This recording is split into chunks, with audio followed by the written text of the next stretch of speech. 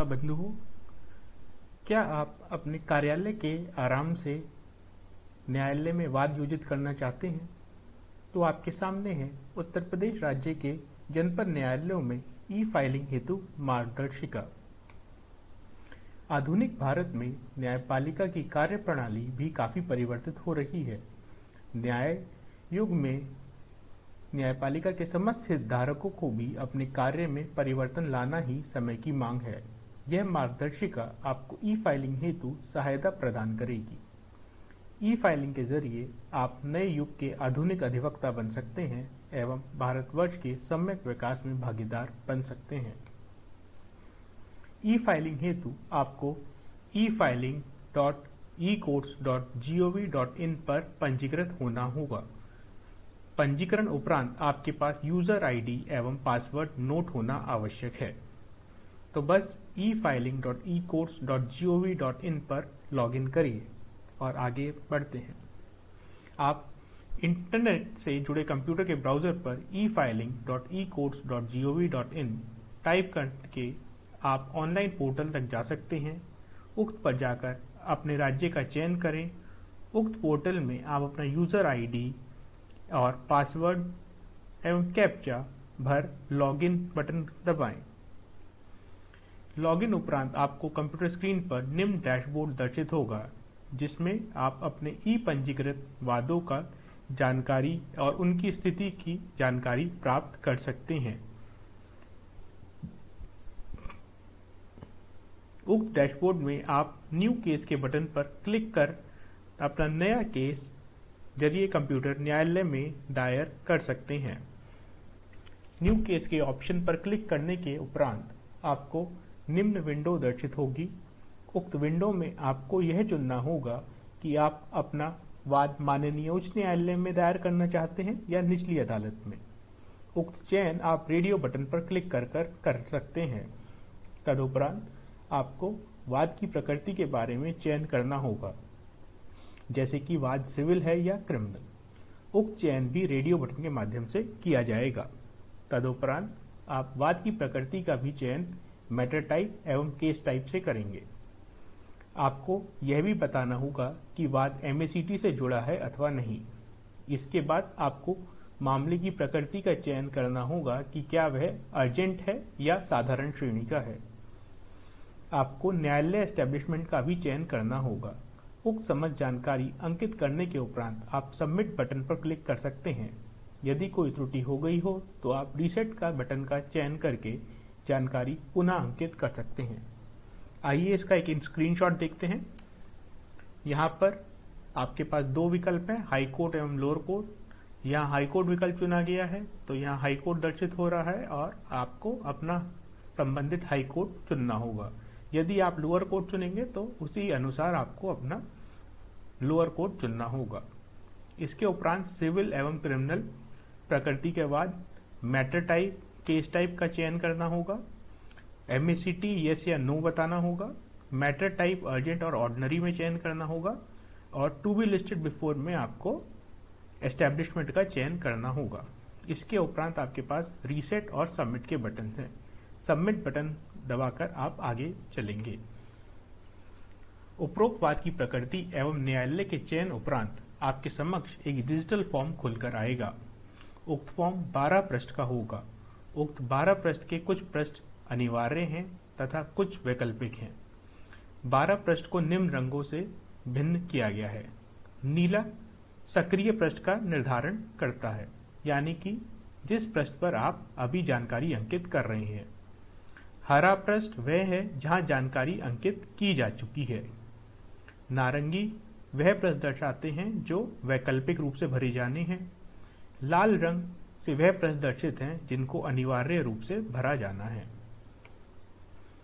वादी अथवा प्रार्थी का विवरण। प्रथम पृष्ठ पर आपको वादी अथवा शिकायतकर्ता की समस्त जानकारी को अंकित करना होगा। जिस कॉलम के आगे स्टार चिन्ह अंकित है उन कॉलम की जानकारी भरना आपके लिए अनिवार्य है।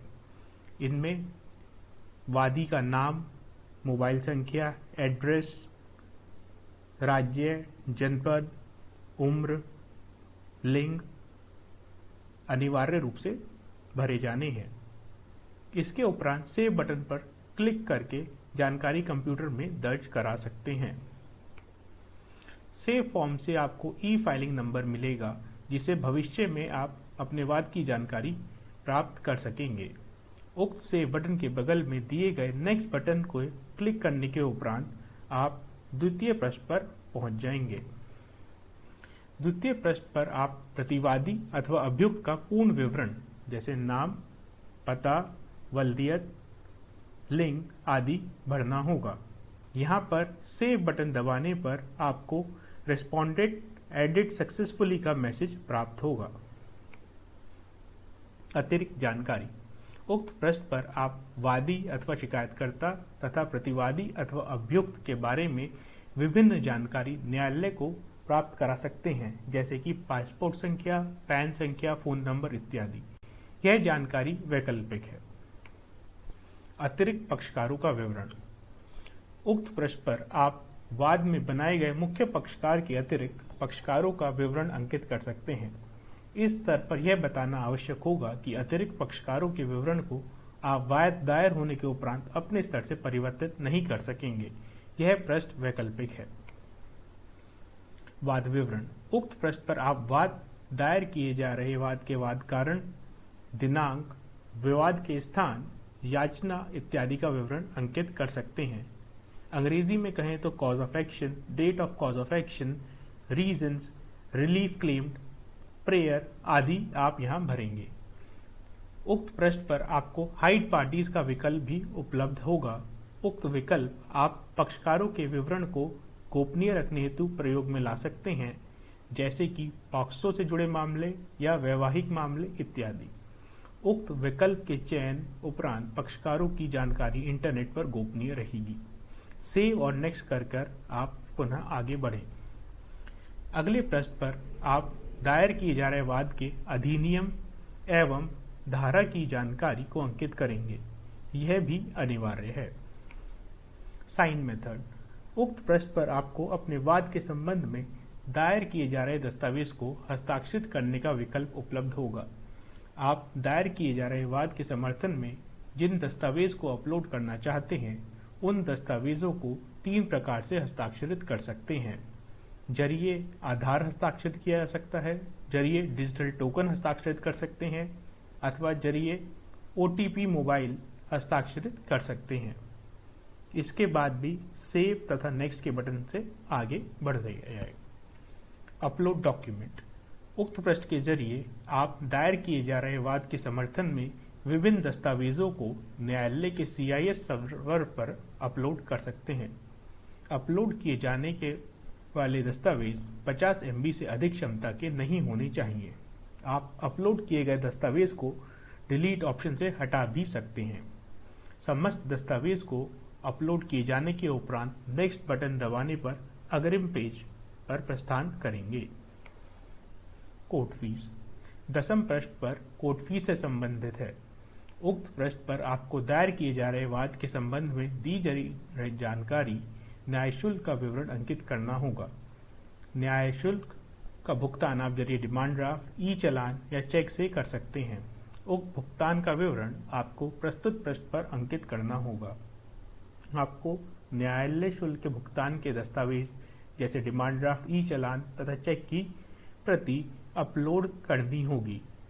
नीचे आप देखें तो अपलोड रिसीट और ब्राउज कर आप संबंधित फाइल को PDF फॉर्मेट में अपलोड कर सकते हैं।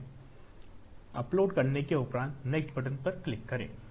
यहाँ आपको प्रार्थी का सत्यापन करना होगा, जो जरिए मोबाइल OTP होता है।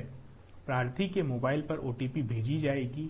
उक्त OTP का अंकन आपको निर्धारित कॉलम में करना होगा और वेरीफाई OTP का बटन दबाने पर आपको document e verified bye mobile OTP का मैसेज प्राप्त होगा। इसी प्रकार से आप स्वयं अधिवक्ता के रूप में भी सत्यापन करेंगे। आपको अपना मोबाइल नंबर एवं नाम अंकित करना होगा। उक्त मोबाइल पर सेंड OTP बटन दबाने पर भेजी जाएगी। उक्त OTP के अंकन उपरांत आपका भी सत्यापन हो जाएगा। इस प्रकार आप समस्त वाद दायर करने की प्रक्रिया को पूर्ण कर सकते हैं। अंतिम पृष्ठ पर आपको एक्सपैंड ऑल का विकल्प उपलब्ध होगा, जिससे आप पूर्व में अंकित किए गए 11 पृष्ठ के विवरण को देख सकेंगे एवं सत्यापित कर सकेंगे। किसी भी समस्या होने पर या त्रुटि होने पर उसे ठीक किया जा सकता है। उक्त जानकारी को सही पाने के उपरांत आप फाइनल सबमिट पर क्लिक करके अपने वाद को अंतिम रूप से न्यायालय में दायर कर सकते हैं। उक्त बटन के दबाने पर आपको निम्न मैसेज दर्शित होगा, जिससे आप ये जान सकेंगे कि आपके द्वारा दायर किए गए वाद न्यायालय के समक्ष स्वीकार्य हेतु लंबित है। एक्नॉलेजमेंट। डैशबोर्ड पर जाने के उपरांत आप पीले कॉलम से अंकित पेंडिंग एक्सेप्टेंस के ऑप्शन पर क्लिक करके लिखित एक्नॉलेजमेंट प्रिंट ले सकते हैं। यहाँ पर आपको पक्षकारों का प्रिंट भी मिल सकता है। केस पार्टीज के बटन पर क्लिक करके आप ऐसा कर सकते हैं। इस प्रकार लिखित एक्नॉलेजमेंट दर्शित होगा, जिसमें ई फाइलिंग नंबर, वादी प्रतिवादी का नाम, वादी के अधिवक्ता का नाम एवं न्यायालय का नाम आदि डिटेल्स उपलब्ध होंगी। अंत में होम स्क्रीन या डैशबोर्ड पर दिए गए विकल्प लॉगआउट पर क्लिक करके पंजीयन सत्र समाप्त कर बाहर आ सकते हैं। इस प्रकार आप आधुनिक युग के स्मार्ट अधिवक्ता बन सकते हैं। आप अपने कार्यालय से ही न्यायालय में अपना वाद दायर कर सकते हैं। आप अपने वाद की पूरी जानकारी को भी प्राप्त कर सकते हैं तथा वादों का संपूर्ण विवरण आपको एक क्लिक पर उपलब्ध होगा। किसी समस्या के निवारण हेतु ई कोर्ट्स ई फाइलिंग वेबसाइट पर हेल्प का ऑप्शन भी दिया गया है। इस पर क्लिक करने पर आपको विभिन्न भाषाओं में ब्रोशर एवं वीडियोज उपलब्ध हैं, जिनको देखकर एवं पढ़कर आप स्वयं अपनी समस्या का निवारण कर सकते हैं। किसी अन्य समस्या के निवारण के लिए आप जनपद न्यायालय के कंप्यूटर सेंटर से संपर्क करें। धन्यवाद।